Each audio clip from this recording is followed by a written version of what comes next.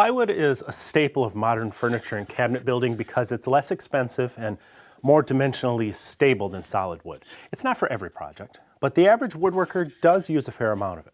Of course, you don't want plywood to look like plywood, so it's common to cover the layered edges with some sort of edge banding. Sometimes that may be the iron-on type that comes in the roll, but there are reasons why solid wood banding is actually better.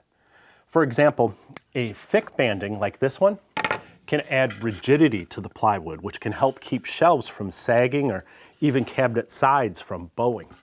The glue bond on the edge of the panel is also significantly stronger than many iron-on edge bandings in my experience. So this is a lot less likely to peel or chip off over time. And if you don't like the look of a wider edge banding like this, you can trim it as close as you like to the plywood, and you're still going to maintain that superior bond that comes with the banding you make yourself. Now there's lots of ways to apply solid wood edge banding, but I'm going to show you a few tricks that I don't think you're going to find many other places that's going to make this a lot faster and easier, and it's going to make you want to do this in your next project. So let's start with gluing on the banding itself. I don't want an excessive amount of glue because that'll create a mess when I apply the clamping pressure, but I do want good, even coverage to the plywood edge.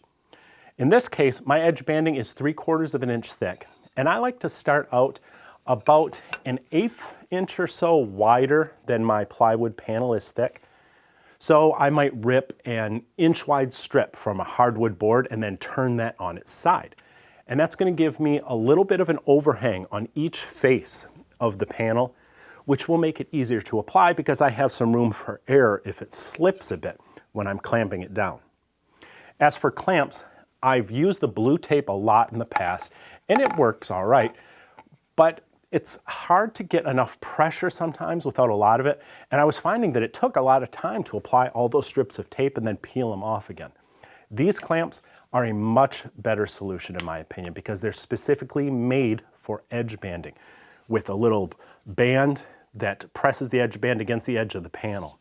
There are a couple different brands that make them and they all work, but I like these in particular because they have oversized silicone pads that grip the faces of the panel really well so you can apply a lot of pressure to the edge banding. They're also relatively inexpensive compared to some other ones.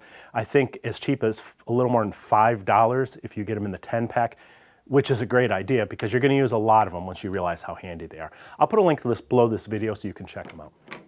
I use the clamp handles like little legs so that my panel will stand on edge and any glue won't run up the face of my plywood but will instead stay down by the edge banding where it's going to get trimmed away when it's dry. Now to do that, I'm going to use a simple jig that was designed by a friend of mine named Mike Taylor. First, I'm going to show you how it works for those that are in a hurry and want to get to cutting their edge banding, but then I'm going to take the time to show you how to make one for yourself because you're really going to want one. This jig features adjustable risers that can be extended about, I like, 1/4 inch more than the thickness of my edge banding. Now I can set those risers on top of my table saw and secure the jig to the fence with a pair of clamps. Make sure the jig is square to the table even if you have to shim it. And while you have your square out, double check your saw blade too. I'll initially set the fence so the side of the blade's teeth are flush with the surface of the jig. And then I set the crown of the blade just below the jig. Finally, I take a scrap of plywood and I'm going to make a test pass. Notice how I'm using a paddle to apply pressure near the bottom. Not a lot of pressure, just enough to keep the panel flat against the jig. This test pass is going to help me fine-tune my fence position. I want to just skim the surface of the plywood so that I'll be removing any glue while also flushing up the edges of my banding on my workpiece, but I don't want to cut through the thin veneer or leave a line that has to be sanded out. Once I get it set right, I can start running my project parts.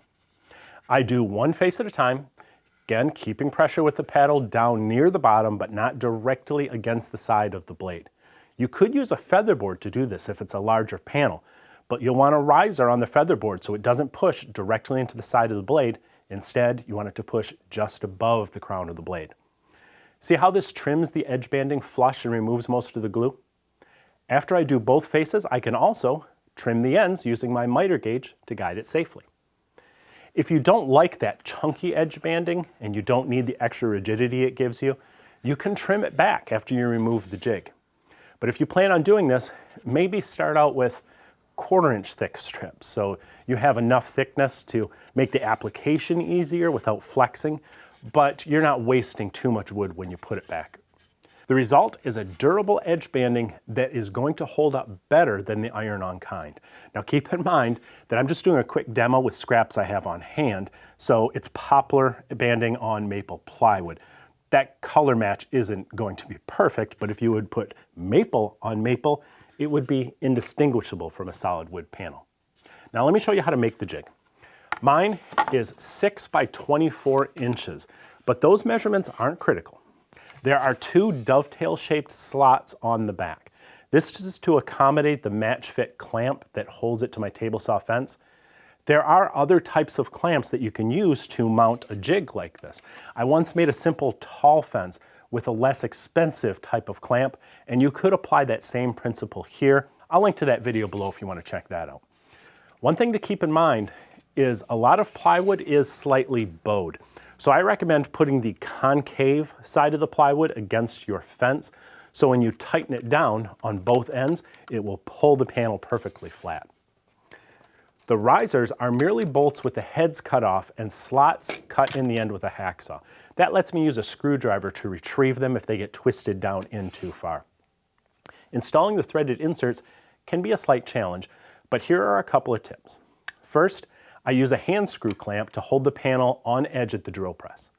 Then I drill a 7/16 inch hole to accommodate the outer diameter of my 1/4 inch ID threaded insert. The hole is only about a 1/2 inch deep because that's about as tall as the insert. Then I'm going to switch to a 9/32 bit, which is a little bit bigger than my 1/4 inch bolt. And I bore that hole a couple inches deeper right in the center of the first hole. Now I can thread the insert onto a 1/4 inch bolt or machine screw, slip the end of that into the smaller, deeper hole, and then that will guide the insert in straight as I tighten it down. As I said, this jig was designed by Mike Taylor. Mike is the owner of Taylor TOOLWORKS, which is a small family business in Missouri, and I've talked about them before because they are definitely worth supporting. Not just because they have all sorts of great woodworking tools at reasonable prices, but also because I found Mike to be a woodworker who is really committed to finding new ways to make your shop time better. And I like to support small businesses like that. I hope you do too. So please use the link below this video to check them out. See you next time.